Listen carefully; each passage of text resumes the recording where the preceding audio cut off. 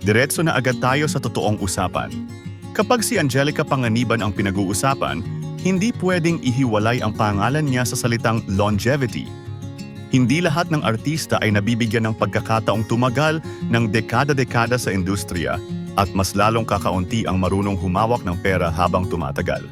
Kaya kung ang tanong ay kung gaano kadami ang ari-arian ni Angelica Panganiban ngayon, ang sagot ay hindi simpleng numero. Ito ay kwento ng panahon, disiplina, at tahimik na pagbuo ng yaman. Mula pa pagkabata, kumikita na si Angelica.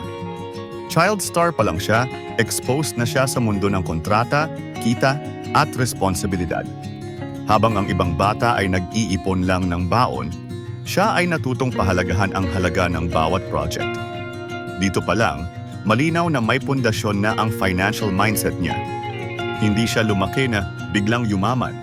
Lumaki siyang marunong humawak ng pera. Sa paglipas ng mga taon, nakita ng publiko ang pag-evolve ng kanyang career.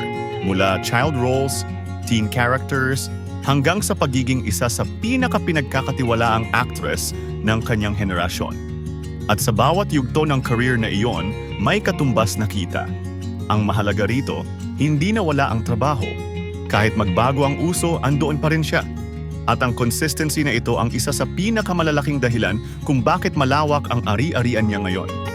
Pagdating sa real estate, dito unang ramdam ang bigat ng kanyang pinundar.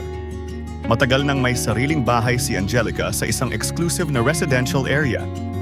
Hindi ito basta-bastang bahay na binili dahil uso o dahil may bagong project.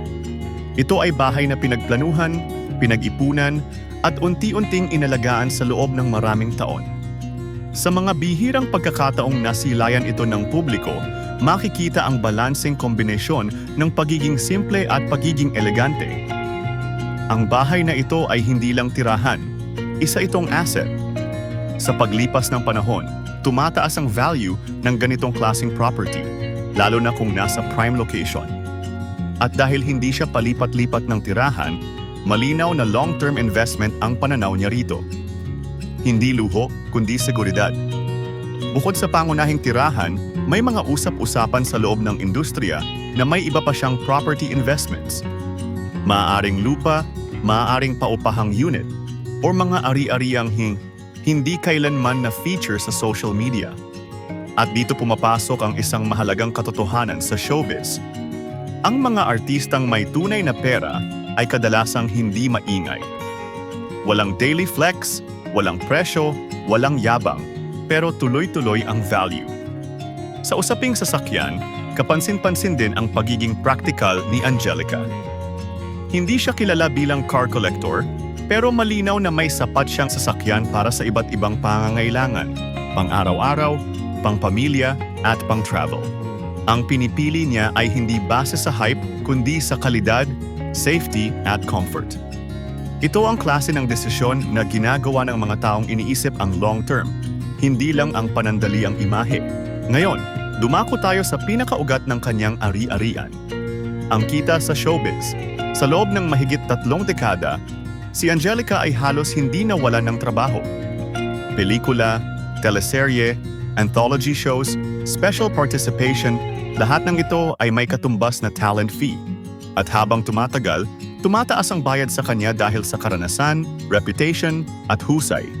Sa pelikula pa lang, kabilang siya sa mga actress na kayang magdala ng emotion at box office appeal. Hindi lahat ng artista ay may ganitong versatility. Ibig sabihin, mas maraming offers, mas malawak ang options, at mas mataas ang bargaining power pagdating sa kontrata. Ang bawat pelikulang ginawa niya ay hindi lang exposure, ito ay dagdag na asset sa kanyang career portfolio.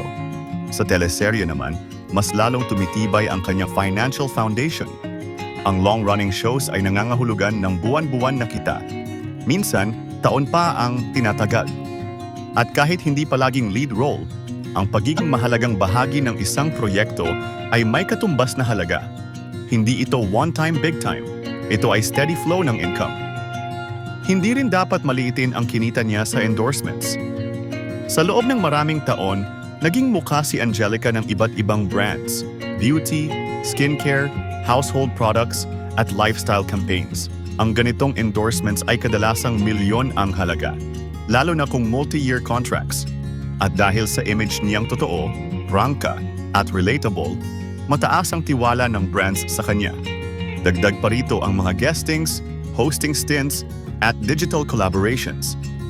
Kahit noong mas pinili niyang magpahinga sa harap ng camera, hindi ibig sabihin noon ay tuluyang nawala ang kita. May residuals, may passive income, at may brand deals na hindi kailangang araw-araw ipakita sa publiko. Pagdating sa ipon at investments, malinaw sa mga naging pahayag niya noon na maingat siya sa pera. Hindi siya impulsive spender. Ang mga veteranong artista ay karaniwang may diversified savings, bank deposits, time deposits, at low-risk investments.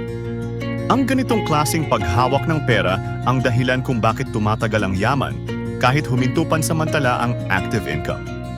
Isa sa pinakamahalagang ari-arian ni Angelica Panganiban ay ang kanyang personal brand. Ang pangalan niya ay may bigat. Kapag may balitang babalik siya sa pelikula o teleserye, automatic may ingay, may anticipation. At sa industriya, ang interes ng publiko ay direktang konektado sa opportunities at doubt at nakita.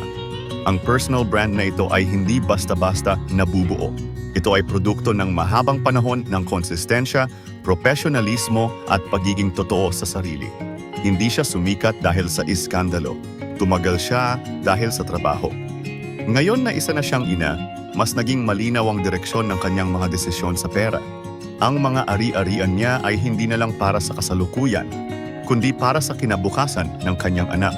Mas maingat ang bawat galaw, mas strategic ang bawat desisyon. Hindi na kailangang patunayan ang sarili sa kahit kanino. Kung titignan ang lifestyle niya ngayon, mapapansin ang pagiging tahimik at grounded. Walang sobrang flex, walang pilit na display ng yaman. At ironically, ito ang madalas na indikasyon ng tunay na mayaman. Yung hindi na kailangang magpakitang kilas. Kung susumahin ang lahat, bahay, posibleng lupa, sasakyan, ipon, investments, endorsements, at ang halaga ng kanyang pangalan, makikita na ang ari-arian ni Angelica Panganiban ay bunga ng mahabang panahon ng sipag at tamang desisyon. Hindi ito yaman na biglaan. Ito ay yaman na binuo. Sa showbiz, maraming sumisikat. Kaunti ang tumatagal. Mas kaunti ang yumayaman ng tahimik. At sa larong ito, malinaw na kabilang si Angelica Panganiban sa huling kategorya. Ang kwento ng kanyang ari-arian ngayon ay patunay na hindi sapat ang talento lang. Kailangan ng disiplina, pasensya, at kakayahang mag-isip ng pangmatagalan. Hindi lahat ng artista ay nagtatagumpay dito, pero siya nagawa niya.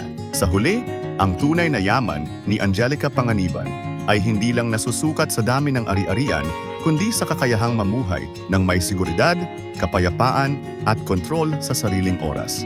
At kung ito ang sukatan, malinaw na matagal na siyang panalo. Sa panahon ngayon na uso ang flex culture, ang kwento niya ay paalala na may ibang paraan ng pagyaman. Yung tahimik, matatag, at pangmatagalan. At ito ang dahilan kung bakit hanggang ngayon, patuloy pa ring hinahangaan si Angelica Panganiban. Hindi lang bilang artista, kundi bilang isang babaeng marunong magtayo ng sariling kaharian.